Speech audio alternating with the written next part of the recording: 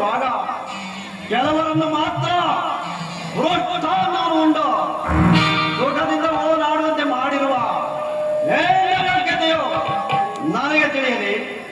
ಧರ್ಮವನ್ನರಿಯದ ಅಪಚಾರ ಮಾಡುವ ಕೆಲಸಕ್ಕೆ ಉಳಿದ ಕೆಲಸಕ್ಕೆ ಅಹಂಕಾರ ಕೆಲಸಕ್ಕೆ ಅಂದ ಮೇಲೆ ಯೋಗ್ಯತೆಯು ಅಪಾರವಾದ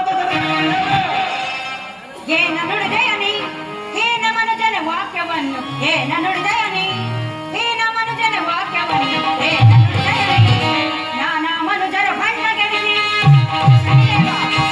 ನಾನಾ ಮನುಜರ ಬಣ್ಣಗೆಡಿನಿ